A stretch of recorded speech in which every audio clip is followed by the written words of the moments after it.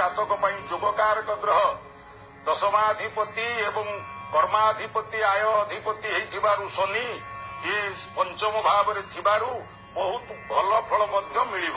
ସେଥିପାଇଁ ଚିନ୍ତା କରନ୍ତୁନି, ପ୍ରତିକାରର କୌଣସି ଆବଶ୍ୟକ ବି ନାହିଁ।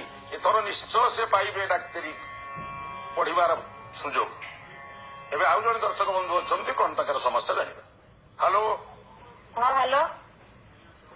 ହଁ କିଏ କହୁଛନ୍ତି, କୋଉଠୁ କହୁଛନ୍ତି? ହଁ ସାର୍ ନମସ୍କାର। ନମସ୍ତେ। ମୁଁ କହୁଥିଲି ରାଜସ୍ଥାନ, ମୁଁ କହୁଥିଲି ସୌଦାମିନୀ, ମୋ ପୁଅ ବିଷୟରେ ଟିକେ ଜାଣିବାକୁ ହଁ ଚାହୁଁଥିଲି। ସୌଦାମିନୀ ମ୍ୟାଡାମ, ପୁଅ ବିଷୟରେ ଜାଣିବାକୁ ଚାହୁଛନ୍ତି ତ? ଆଜ୍ଞା। ପୁଅଙ୍କର ଜନ୍ମ ତାରିଖ କୁହନ୍ତୁ।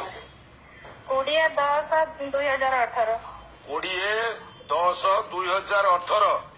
ଆଜ୍ଞା। ଜନ୍ମ ସମୟ ରାତି 10:10। ରାତି 10:10।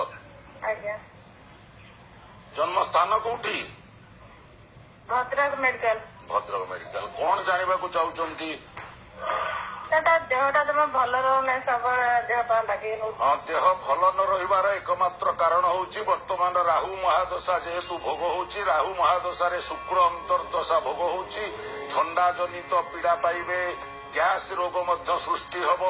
ଏଥିପାଇଁ ରାହୁ ମହାଦଶା ଭୋଗ ହଉଥିବା ସମୟରେ ଯଦି ବେଲପତ୍ର, ତ୍ରିଶାଖା ବେଲପତ୍ର 3ଟି ପ୍ରତ୍ୟେକ ଦିନ ସକାଳୁ ଚୋବେଇକିରି ଖାଆନ୍ତି, ପ୍ରତ୍ୟେକ ବ୍ୟକ୍ତିଙ୍କ ପାଇଁ ମଧ୍ୟ ଇଏ ହଉଛି ଉଦାହରଣ ବା ଆମର ଉପଦେଶ। ଯଦି ୟାକୁ ଗ୍ରହଣ କରନ୍ତି ତାହେଲେ ନିଶ୍ଚୟ ରାହୁ ମହାଦଶାରେ କୌଣସି ପୀଡା ଭୋଗ କରିବେ ନାହିଁ, ଭବିଷ୍ୟତ ଜୀବନ ଅତ୍ୟନ୍ତ ଉଜ୍ଜଳମୟ ହବ। ଏବେ ସମୟ ହେଇଯାଇଛି, ନେଇଯିବା ଗୋଟେ ଛୋଟ ବିରତି।